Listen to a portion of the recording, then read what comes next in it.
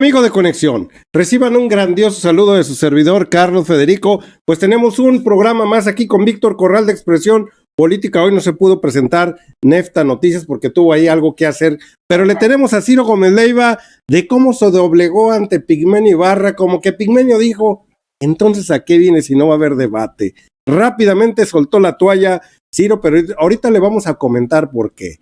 El señor Ricardo Monreal, que también anda llorando como María Magdalena en todos los programas de televisión y de las redes sociales, Vittorio. Y tenemos mucho más. El presidente de la República le aplauden desde Inglaterra, un banco muy importante de aquellos lados por cómo está llevando la inflación. Bienvenido, Vittorio. ¿Qué tal, Carlos? Te saludo a ti, saludo a nuestras audiencias, agradeciéndoles que esté nuevamente con nosotros. Hay información importante, ya adelantaste algo, Carlos, y vamos a tratar de profundizar en algunos casos. Pues sí, aquí Cirito Gómez Leiva, como que Víctor empieza a entrar el nerviosismo. Ya lo había hecho López Dóriga en semanas pasadas. Ya había dado, ahora sí muy enojado, ya había dado una opinión respecto a la situación que se ve venir en el 2024. No hay que olvidar que estos pillos, lo que son López Dóriga, Loret de Mola, Ciro Gómez Leiva, Belauzarán, bueno, sígale usted, ahí sígale en su mente todos cuáles. Aristegui, ya y dele vuelta. Están muy nerviosos porque tenían una velita encendida para el 2024.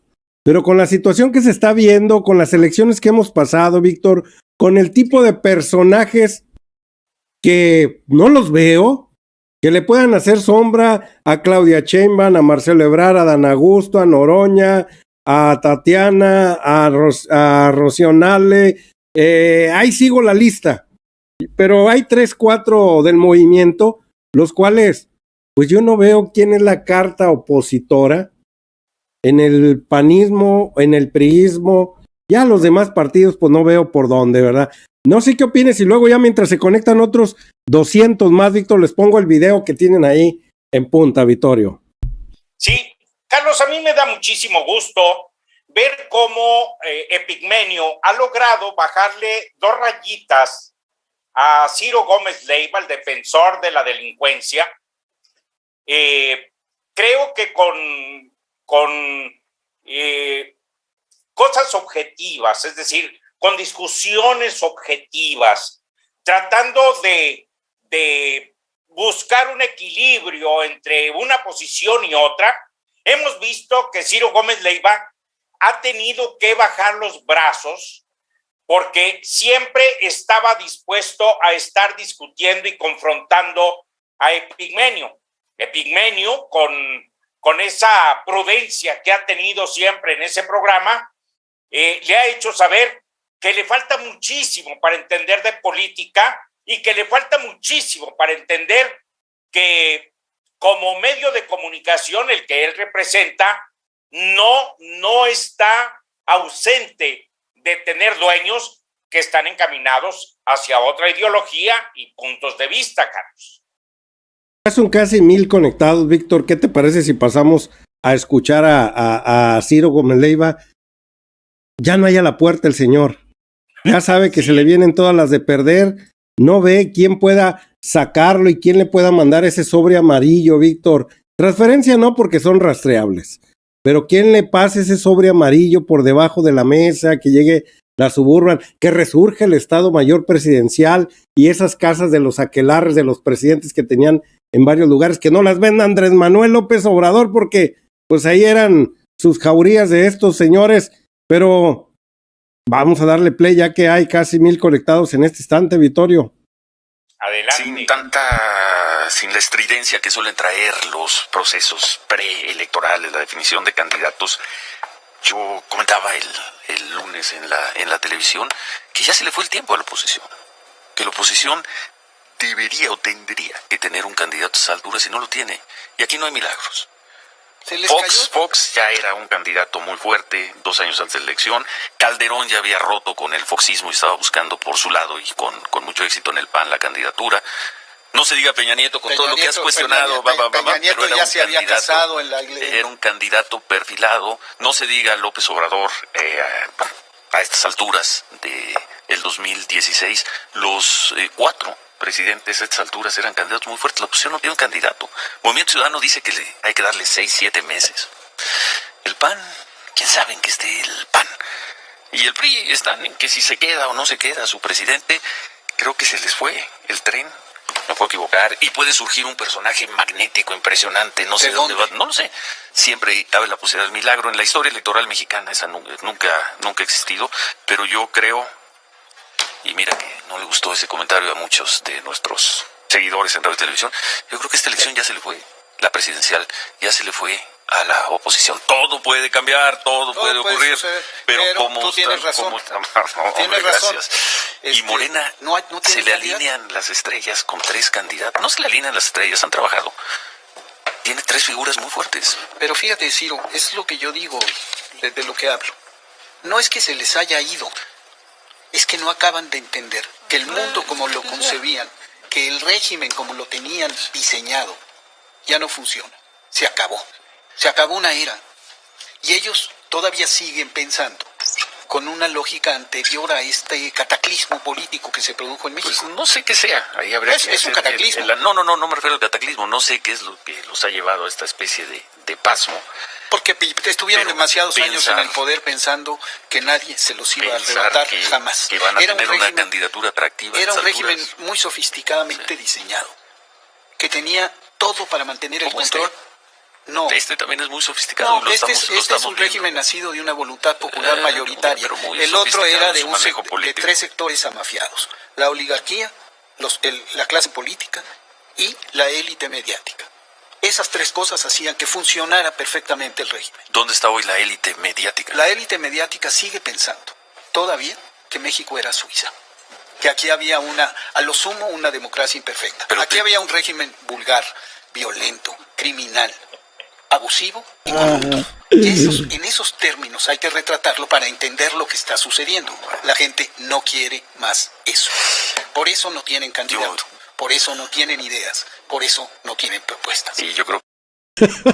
Como Vittorio, hasta Epigmenio Ibarra goza de felicidad cuando le está diciendo la clase de los medios de comunicación piensan que nos entregaron una Suiza. O sea, Epigmenio, no te saques, porque empieza el Ciro Gómez Leiva a decir la oposición como si fuera algo extraño. No, la oposición eres tú, sinvergüenza. Y te lo dice bien. Ahí, échale, Vittorio. Es que en realidad, la que hoy es oposición jamás había sido oposición. Jamás aprendieron a ser oposición. Se acostumbraron a lo fácil, a recibir el chayote, a dejar de pensar, a dejar de verse de alguna manera inteligentes, a utilizar la materia gris.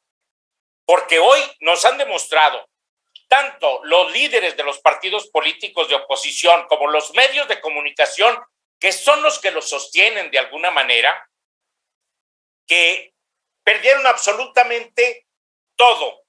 Creo, bueno, como se expresa Ciro, él sigue pensando que la oposición es alguien más, que la oposición son otros.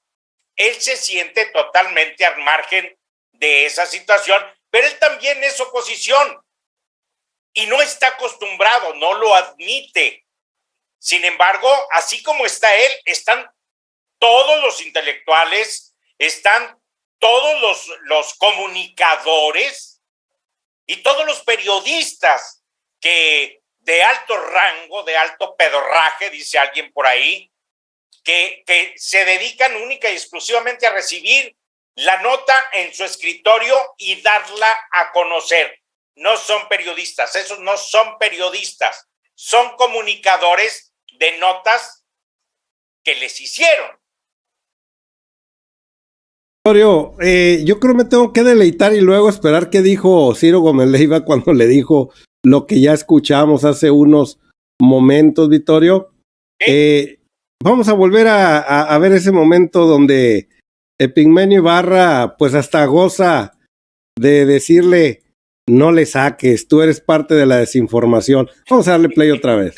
¿Dónde está hoy la élite mediática? La élite mediática sigue pensando todavía que México era Suiza, que aquí había a lo sumo, una democracia imperfecta. Aquí había un régimen vulgar, violento, criminal, abusivo y corrupto.